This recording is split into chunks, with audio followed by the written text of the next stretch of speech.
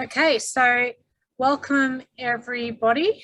My name's Sarah from Mountain Personal Training, and if you didn't know that already, and we're here tonight to talk pretty much about menopause and exercise, and pretty much just menopause, but relating that to the way our bodies change as we go through these cycles of life, and how best to make sure that we're treating our bodies in a respectful way as they go through this change.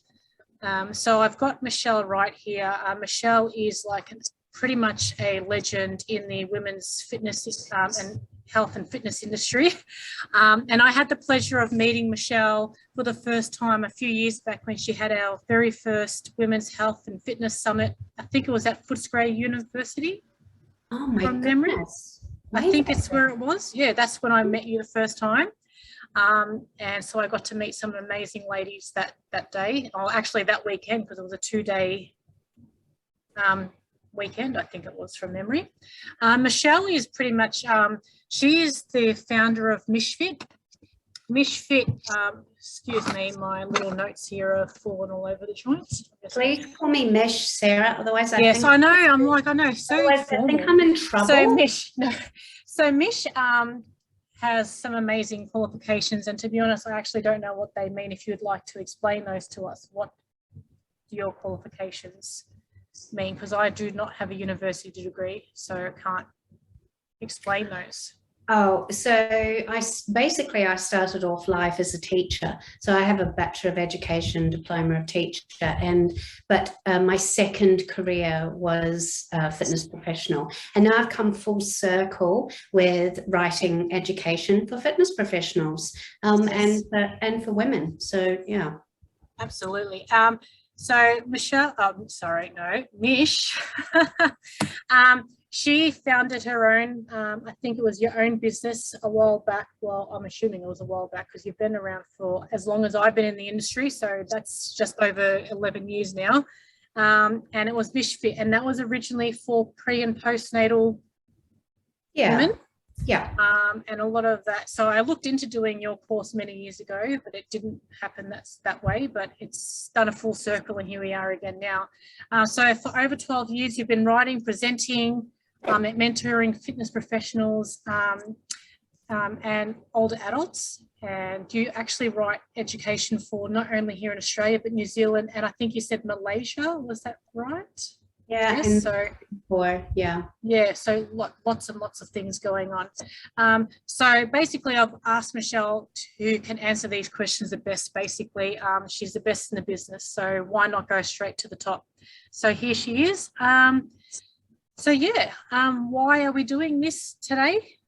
Firstly, I put a call out last year to not only our members but to our community, our social community, about things that they'd wanted to learn more about. And one of the ones that were right up there were basically the changes of life with women, whether it be postnatal, prenatal, and menopause. And so here we are.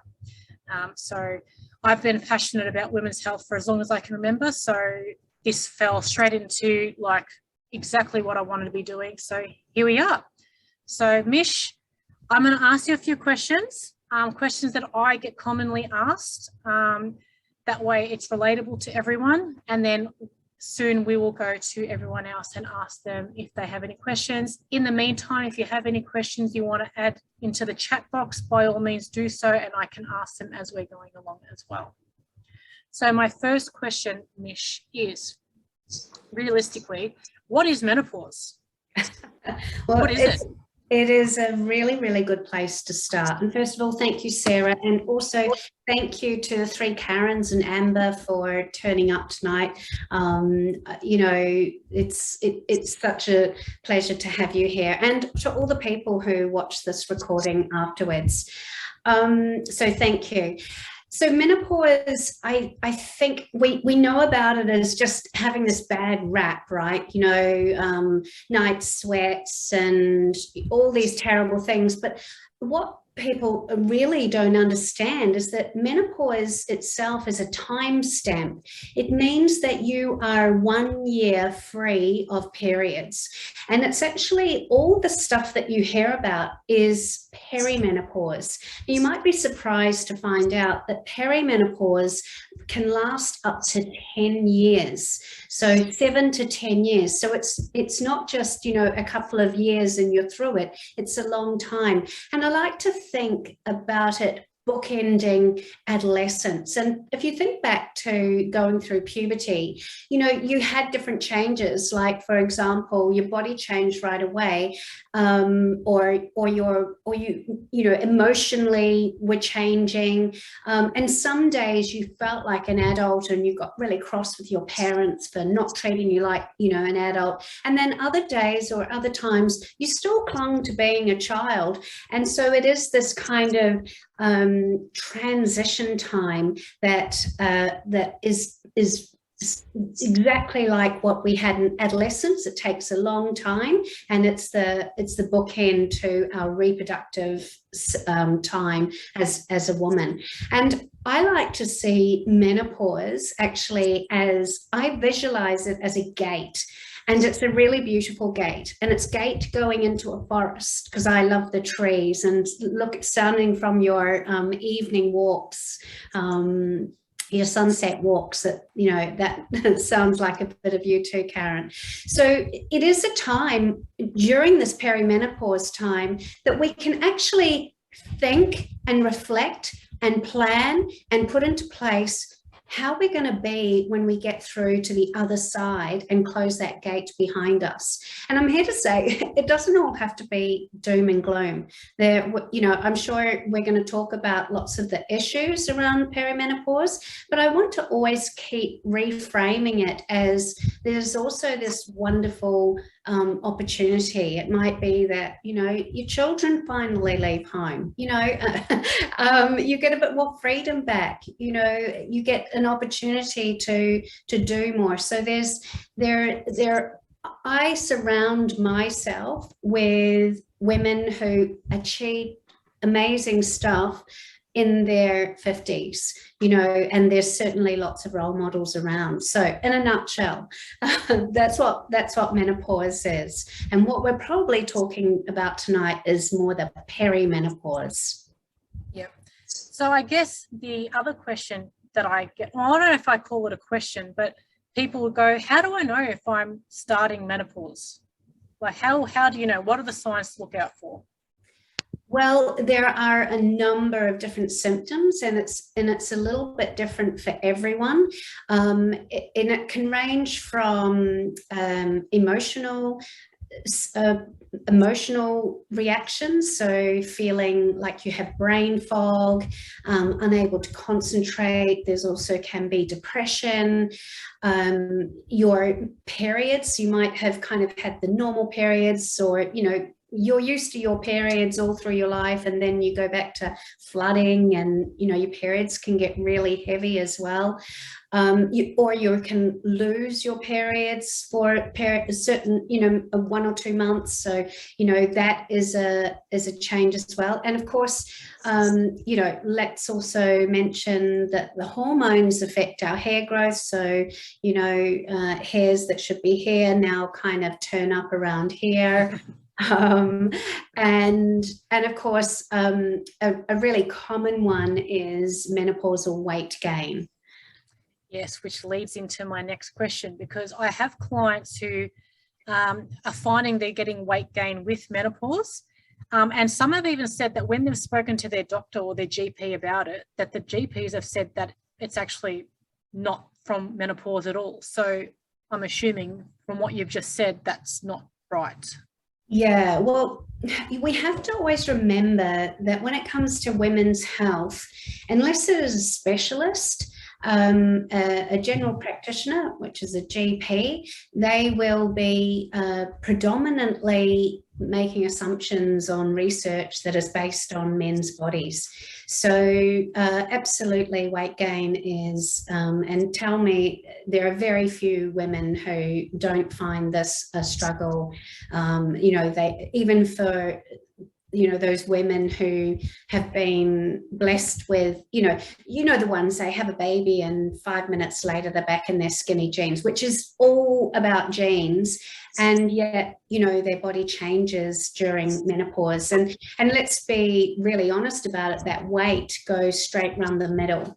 And there's a really good reason for this. And that is one of the key changes that the body is happening is this drop in estrogen. Now, estrogen does so many amazing things, and that also ties into your last question, Sarah, about how can you tell when you're going through.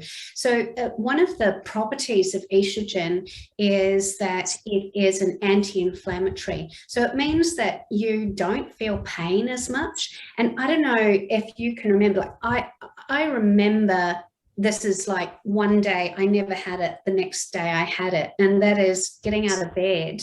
I used to just jump out of bed, run down the stairs, yell at the kids, get them out the door, and then I got out of bed just like, I'm the 10 lady, right? And it's my feet and my ankles, and it takes me a little while for everything to warm up. So, that is the drop of estrogen as well. And then also with that, it's that elasticity. Things don't spring back. And again, it felt like one day I didn't have wrinkles. Next day I looked in the mirror and I had some serious wrinkles going on. I have no issues with my wrinkles, but it seemed really sudden, and that's because the drop of estrogen is very strong. Now, what your body does in order to hold on to the estrogen is that it stores it in fat, and it stores it in fat around your middle to try and to keep your body with this estrogen, that it's accessible. Now, if it is, so there's that physiological state that's happening, but also the things that we did when we were younger to kind of lose a few kilos. So, what would you normally do? Eat a little bit less, work out a little bit more. Those really don't work so much during perimenopause. So I know Sarah and I were talking about this, and she fully understands about this. You have a fantastic trainer. You're blessed with a fantastic trainer who has a really good understanding about exercise. You have to put your body under stress to build muscle and bone strength. That's kind of what you do. That's how it works to get stronger. But if it is stress upon stress upon stress upon stress, then your body is going to cope with that by releasing lots of cortisol, which can in turn really impact your sleep. So your sleep is not great, make you crave fatty and high carbohydrate food. So it's this kind of, cycle of all these things that are all related. So the things about what we used to do of like eating less and just caning ourselves at the gym, that doesn't work because we're just adding too much stress. So it's about using exercise to relieve stress and not use it so much. But in saying that, we do need to strengthen our bones and in our perimenopause phase as well. Yeah. So another thing that I've heard often is people say, well, my mum, my auntie, whichever women in their family, they went through menopause young, so I guess that means it's going to happen to me too. Is there a genetic connection? Absolutely. If women in your family went through menopause early, but you have to understand early is in your 30s, kind of anywhere from 48 to 52, is considered in a normal range. So when we say menopause, remember it's you're 1 year free of your periods. So, but yes, it is absolutely related. But you mentioned to me before, and I'm sure you won't mind me sharing this, about your mum having a hysterectomy, and it did make me think about this. And there will be a lot of our age with mums who had hysterectomies, because that was how they dealt with menopause a lot. Oh, you don't need your ovaries anymore. Oh, they're giving you, these really heavy periods, or, it's doing this. We'll just whip them out. Yeah. So it'll be really interesting to see, how many statistically women were given unnecessary hysterectomies in the time. But now we are much more open, and there is a lot more information and around how to support women going through menopausal symptoms. But certainly if you are having symptoms that are really interfering with your life, and whether that be really unnecessary weight gain, not sleeping, brain fog or depression, you really should see your GP. And if they blow you off, then you need to find a better GP who understands more about menopause. 100% agree. It's something that I talk about with pretty much everyone, not just women in general, just everyone. No one knows your body better than you do. So if you think something's wrong, there's probably a good chance that there is, and you fight for it until someone listens. And if it were wrong, at least you fought for it, because like I said, you know yourself better than anyone else.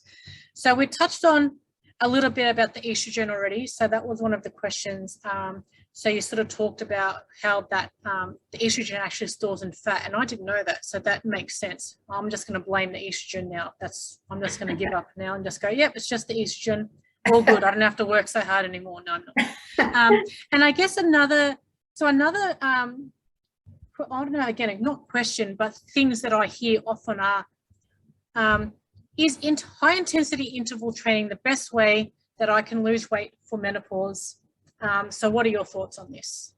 Yeah, so I get this a lot. It's a very common question, and it goes back to that idea of that's what you did when you were younger and it was really effective. But like I said, caning yourself releases cortisol. So let's just talk a little bit about cortisol to understand how it is in the female physiology. So we wake up in the morning with the highest amount of cortisol. That's what drives us to get us out of bed and gets us going in the morning. And then it kind of goes down over the day and gets us ready. And that's why we can sleep. Now, it's really activated by sunlight as well. So, really good to be in tune with your circadian rhythms. So if you're getting up in the morning and going for a walk, try walking without your sunglasses on to get that light in your eyes. It's really difficult if you're also a shift worker.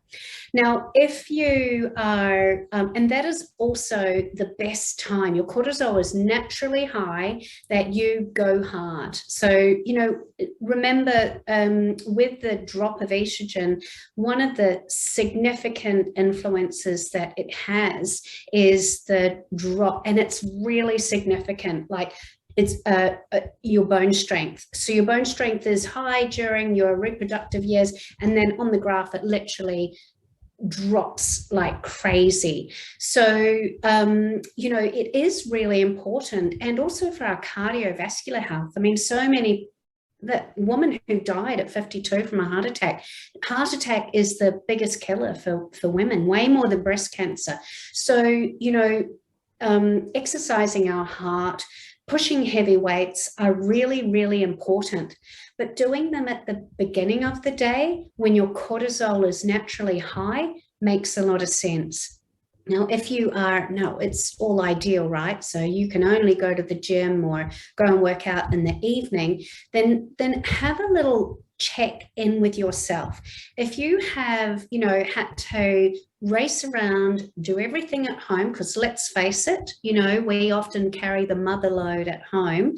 We're also, the panini, generation. So we might be caring for our parents at the same time as we're caring for our children, and our needs get really squished in the middle. So if there's so there, if any of those things are resonating and you know that you carry a measure of stress during the day, and then, you know, just shit has happened, you know, and you turn up at the gym, that might not be the best time to punch it out. It might be time for some more restorative to try and lessen the cortisol load, because we want to keep, because when you exercise, that cortisol is raised again, and we want it to be the lowest it can possibly be when we go to bed, because the most important thing for weight gain, for stress, for recovery from going to the gym is our sleep. So finding you know, movement and exercises that are much more restorative, gentle, just, you know, make you feel like, oh, really good. That might be what you need more to help with managing that flow. So high intensity interval training, if it rocks your boat and you love doing it, then you do it, because being active is number one. But choosing when you do it is probably really, really important too. Like, when is it during the day? And also, is it stacked on top of a whole lot of other, you know, stuff that is going to leave you depleted? When you leave the gym, you should be high-fiving Sarah, going, I feel great. If you're dragging yourself... Did you hear that? I expect high fives every time now. If you're dragging yourself out and, you know, because you caned yourself, then, you know, you can expect that it's going to have a ripple effect on your other processes of sleep, managing more stress when you get home, etc., etc. So I hope that's answered the high intensity interval training question. Yes, sure did. Okay, so we've had a question here. Can supplements help to maintain bone strength during menopause? If you have osteoporosis or osteopenia, there is a medically prescribed drug that they can give you.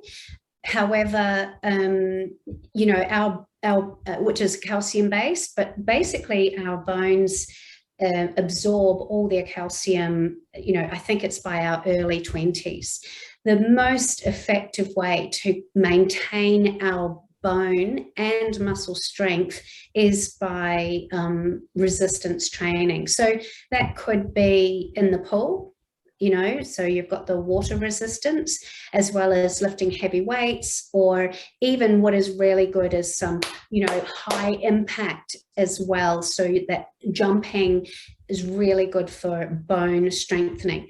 Now, of course, that's also an issue if you've got pelvic floor issues, because pelvic floor, or your risk of menopause, if you are going through perimenopause, is significantly higher. In fact, most women kind of get through childbearing years and all of that with their pelvic floor intact, and then prolapse when they're going through perimenopause. And do you remember I said right at the start about that elasticity? You know, your body loses that ability to spring back. Well, that definitely is the same for pelvic floor, because, you know, your pelvic organs, right, they just don't hang in air. They have got lots of fascia that attaches them to the inside of the body. So what happens on the outside with some, you know, sagging due to gravity also happens inside. So although, you know, kind of putting stress on the bones is really great for your bone strength, we can't do it and, you know, push our uterus through our, you know, through our vagina doing it. So, you know, that's why, you know, if you are at risk and you know that you're at risk, or you have a prolapse and don't want to get it worse, you know, doing a water aerobics where it keeps everything, keeps a lot of, gives you a lot of support. But also, again, that working out in the morning when your prolapse and your pelvic floor is at its strongest is another great way.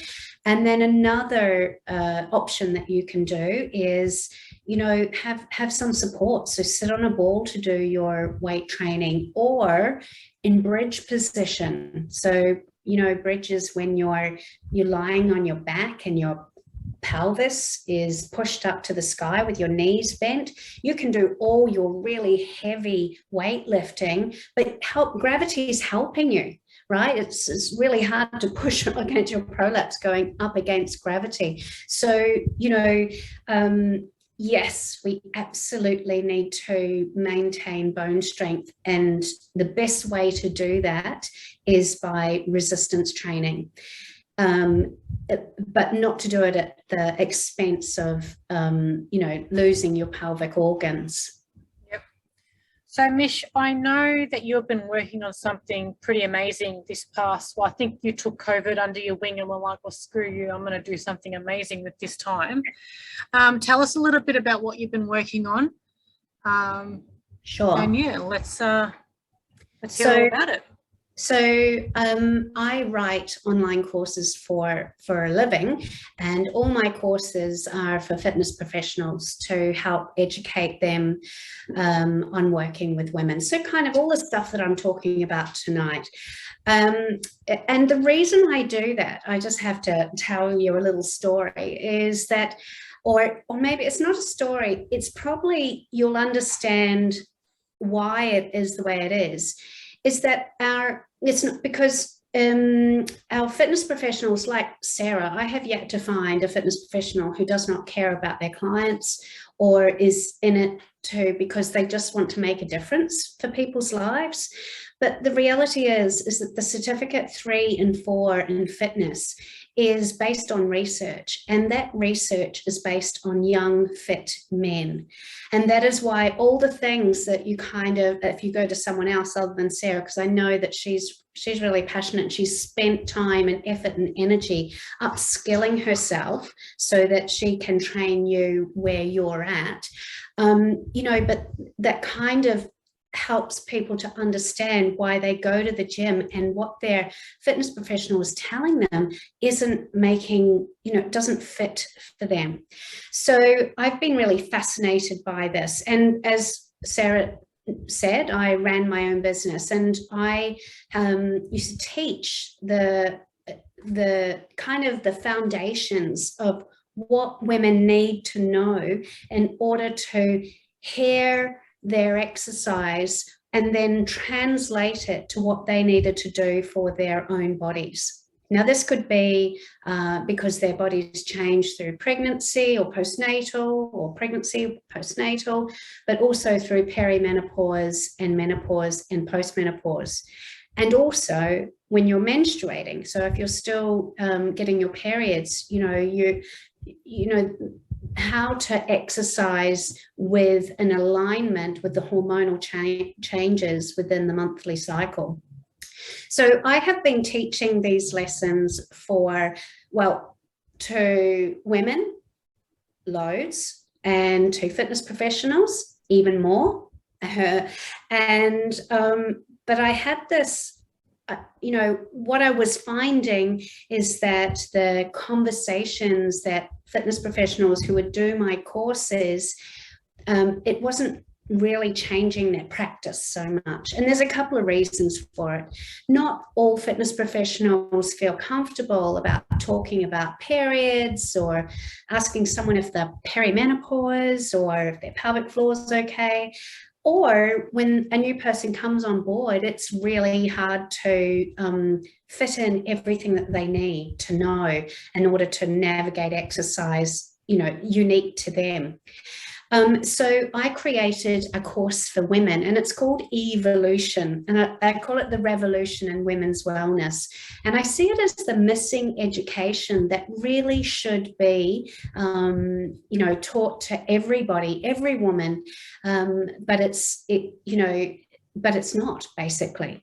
So the course I completed over COVID, I hired a studio, which I think I went once, and then I was in lockdown. So, but yeah, it's a 6-week course, and it has 6 modules, and it teaches women all different things, and women have got lifetime access to it.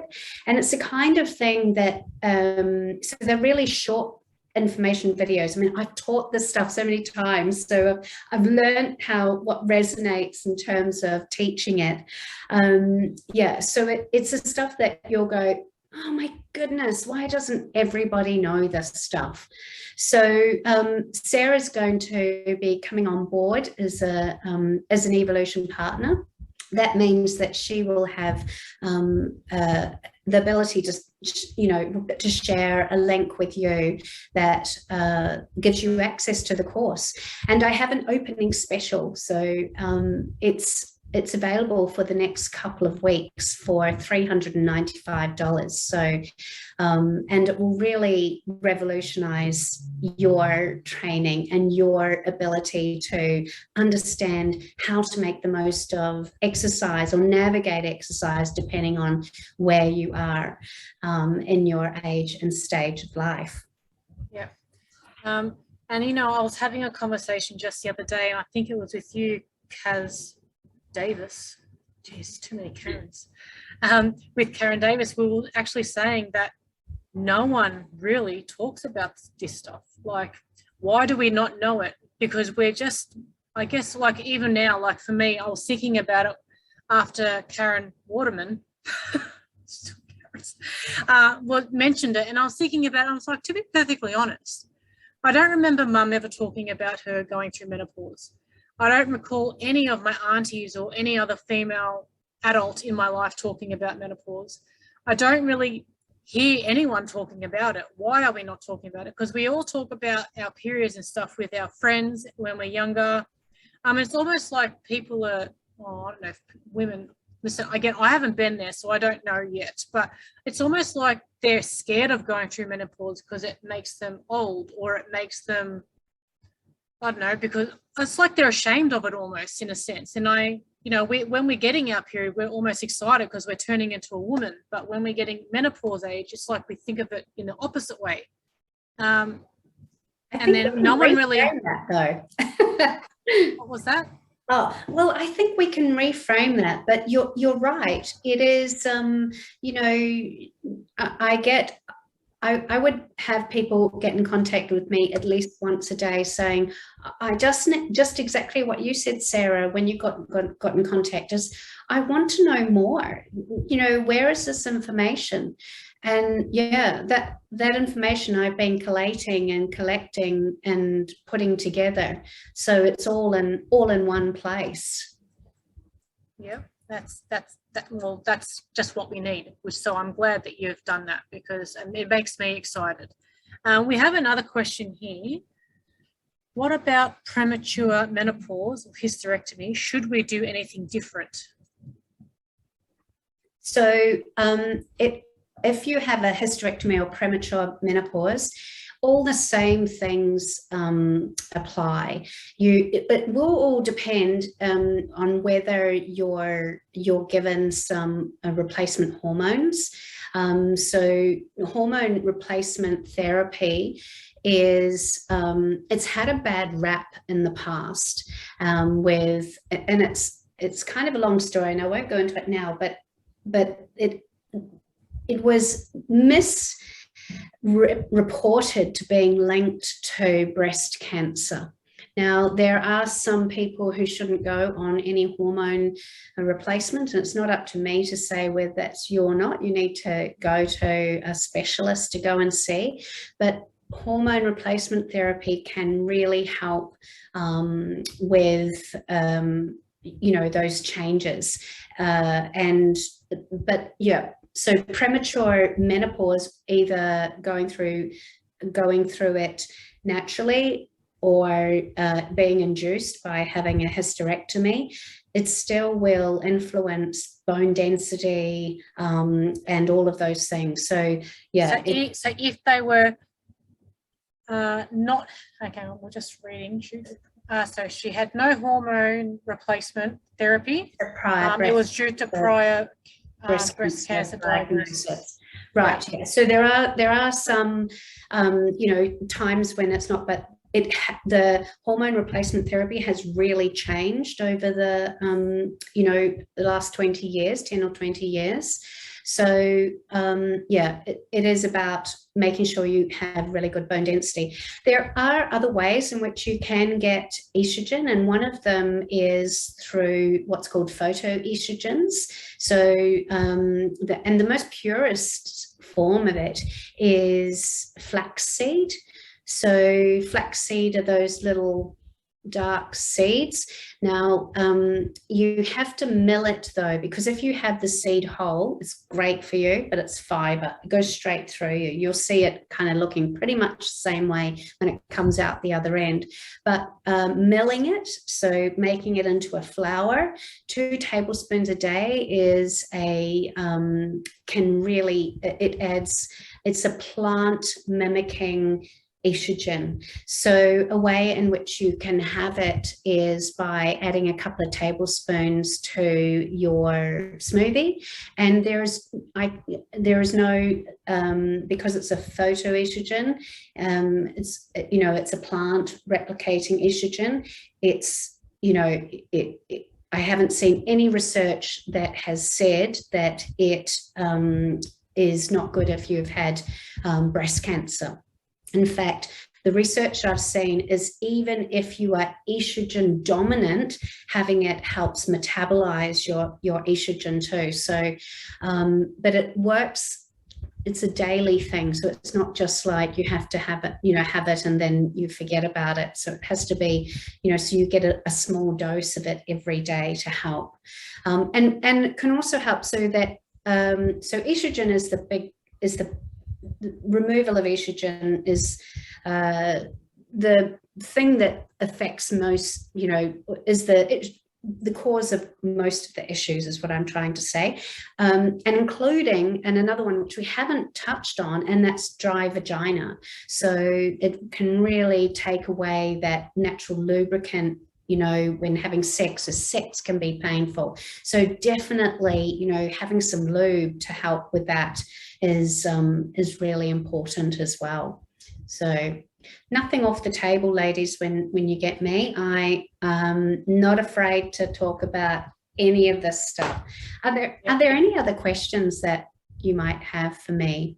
And you can feel free to unmute yourself to ask your questions too, if anyone has one. Just give it a minute. Anything popping up? No? Hang on. No? Maybe? So Mish, you just with your course, just to be clear, this is not only for fitness professionals, this can be for anyone. I have written it for women, like all the Karens and Amber and anyone who watches this here. And I've written it for your sisters and your mothers and your daughters. I call it the missing women's education. I collect, this is what I do is work, figure out what is missing, and I've put it all together. In fact, I'm incredibly proud of it, because there is nothing quite like it in terms of, and it's just one of those kind of things that you'll go, man, everyone should know this, and they should.